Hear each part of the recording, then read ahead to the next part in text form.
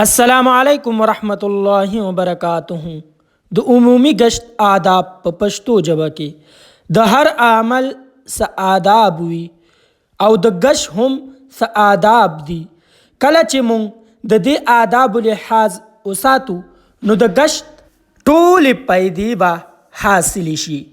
کله چې گشت د پاره د جماعت په شکل کې زمونږ تشکیل وشي نو مونږ له پکار دي چې مونږ اول خیخ په د جماعت نه بهر کړو او دا دعا وایو: بسم الله والصلاة على رسول الله اللهم إني أسألك من فضلك ورحمتك.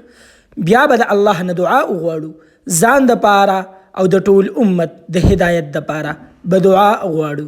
او د محلي والو نه به یو رهبر وي او یو به متکلم وي.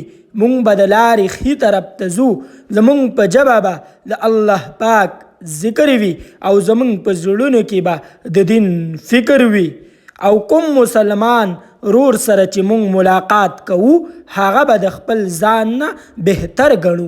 او چې کله متکلم د چا سره خبره کوي نو مونږ به د هغه خبره غور سره اورو، داسې لکه چې هغه مونږ سره خبره کوي. او خپل ځان به د ټولو مسلمانانو نه زیات محتاج ګڼو او د چا دکان ته به دننه نه ځو او نه به د چا دروازې مخې ته ودرېږو. او د تللو په وخت کې به خپل نظرونه لاندې ساتو، خپلو کې به خبرې نه کوو. کله چې محله ختمه شي نو په واپسۍ کې به استغفار سره ځو. جزاکم الله خیرا. السلام علیکم ورحمۃ اللہ وبرکاتہ.